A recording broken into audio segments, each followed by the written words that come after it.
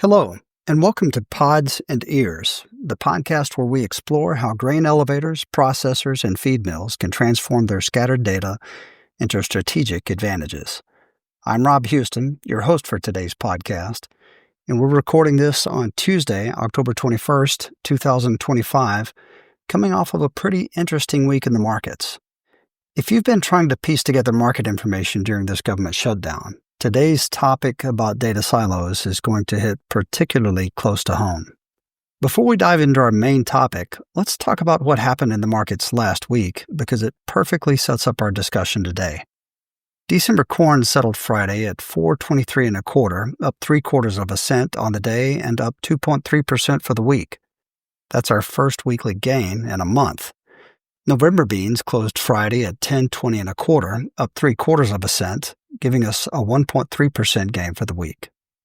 Now, here's where it gets interesting, and this really ties into what we're talking about today. The October WASDE report, canceled. Weekly crop progress reports, suspended. Export sales reports, delayed. All thanks to the government shutdown that continues this week. So, what are we working with? Well, we're still using September's yield estimates. So that's 186.7 bushels per acre for corn, total production around 16.8 billion bushels. Soybeans at 53.5 bushels per acre, 4.3 billion bushels of total production. But here's the thing, private estimates are all over the map. I'm seeing corn yield estimates ranging from 182.7 to 186.7, and soybeans anywhere from 52.3 to 54 bushels per acre. Now, the basis story is fascinating right now as well. Despite these massive crop estimates, basis levels are actually improving. Corn basis in Davenport, Iowa, up 15 cents in recent weeks.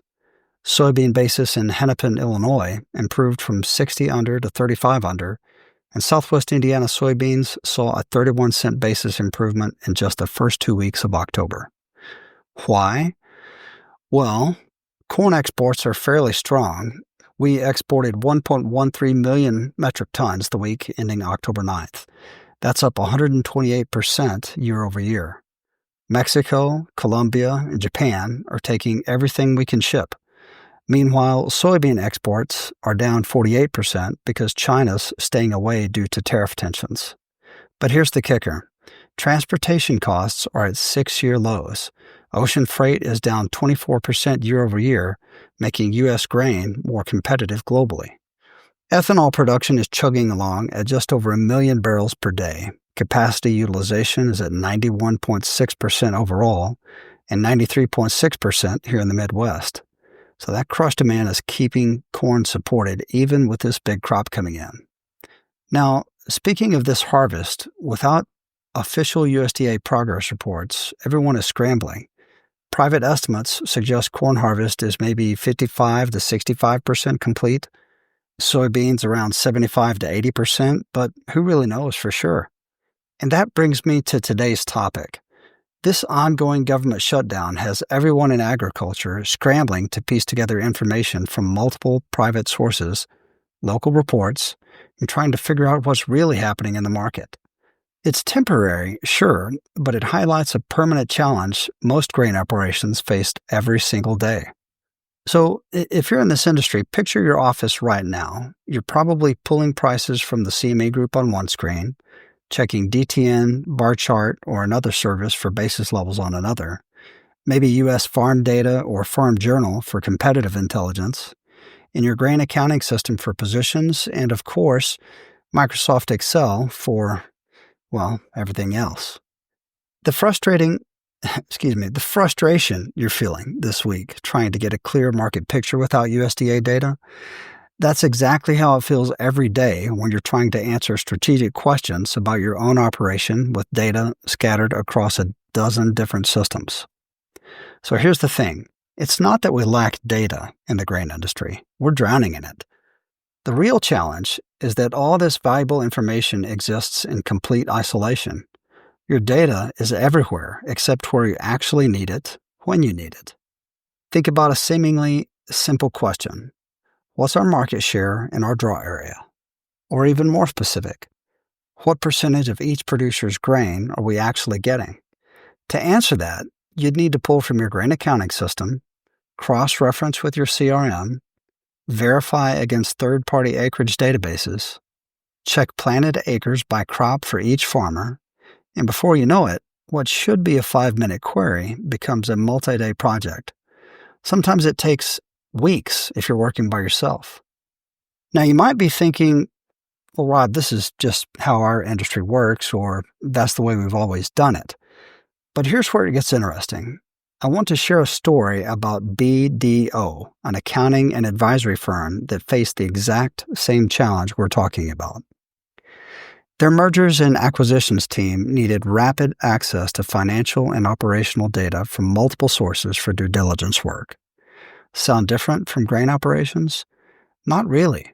They had data scattered across financial systems, CRM platforms, external market databases, operational tracking systems, and yes, the inevitable Excel spreadsheets trying to bridge everything together.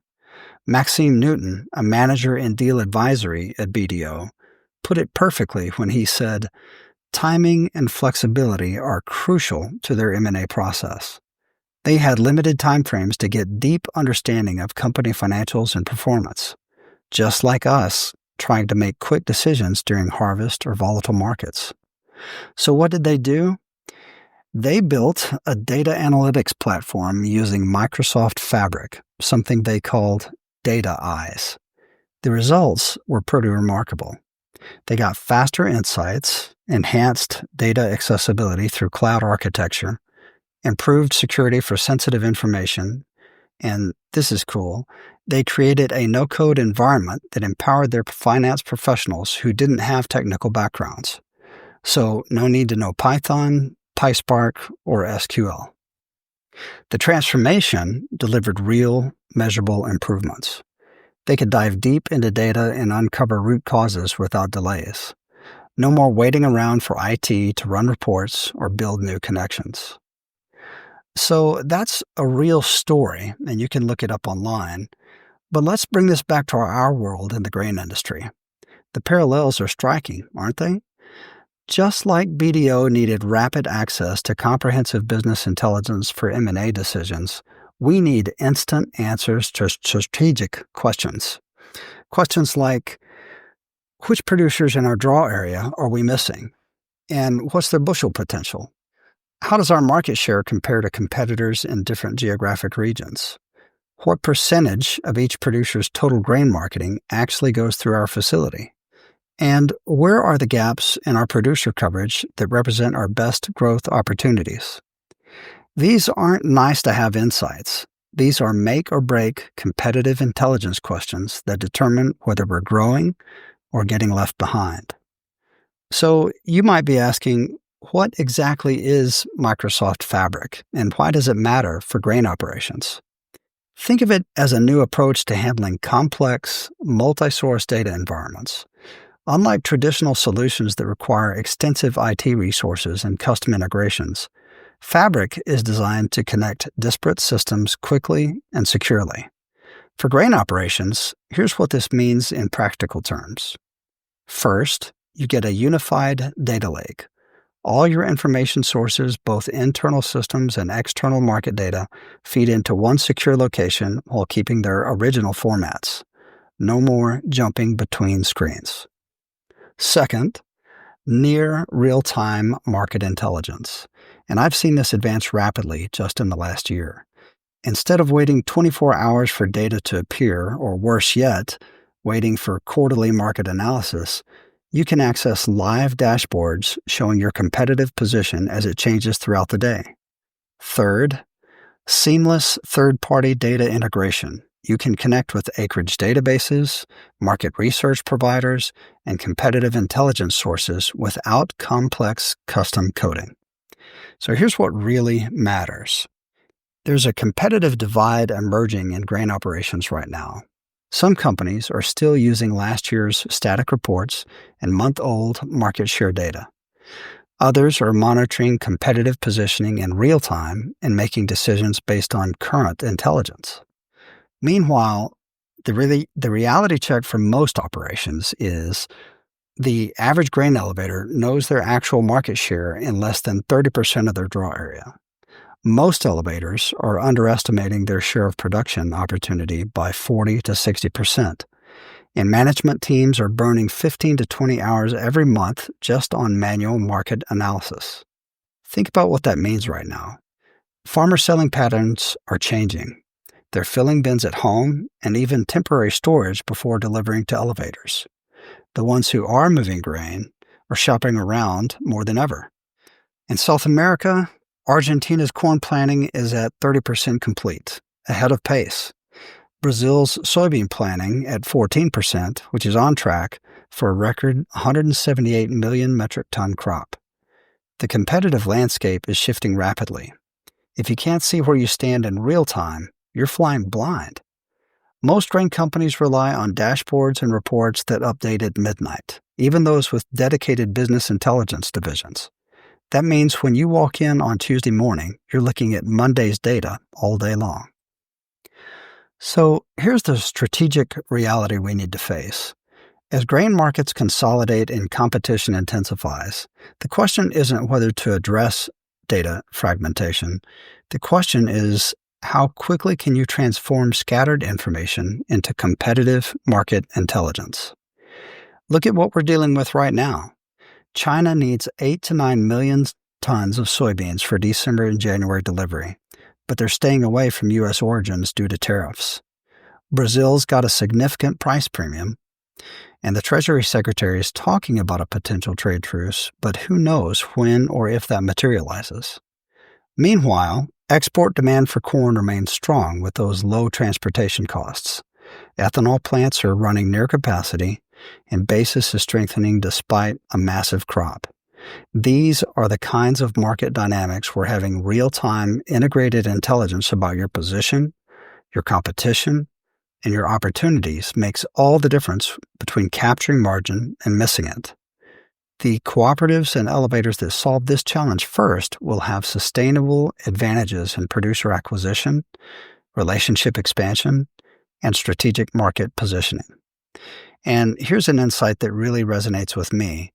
The most competitive grain operations don't necessarily serve more producers than their competitors. They just have better intelligence about market opportunities and share of production potential. It's not about originating more or even being bigger. It's about being smarter with the relationships and opportunities that you have. When you can instantly see that producer A delivered 60% of their corn to you last year, but only 20% of their beans, that's actionable intelligence.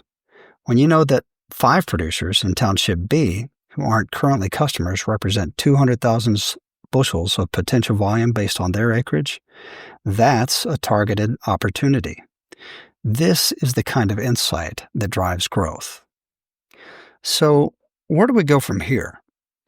Well, mark your calendars. Hopefully, on November 10th, we'll finally get the next WASDE report with updated yield numbers. November 24th is the last crop progress report of 2025, and December 9th brings us the final WASDE of the year.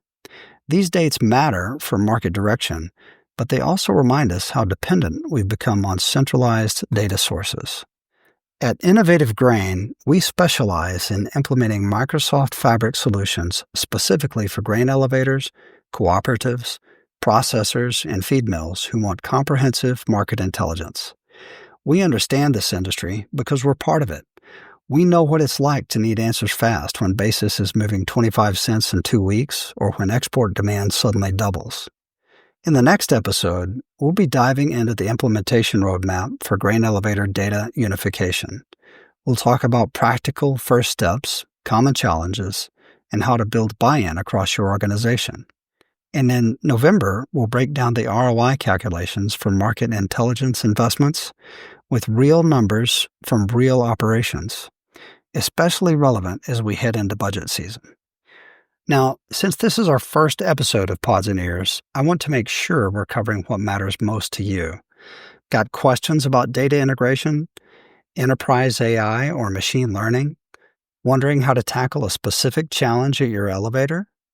Maybe you're dealing with a unique situation where your accounting system won't talk to your grain marketing platform, or you're trying to figure out how to better track your share of production across different growing regions. Send your questions to info@innovativegrain.com with podcast question in the subject line, or drop me a message on LinkedIn.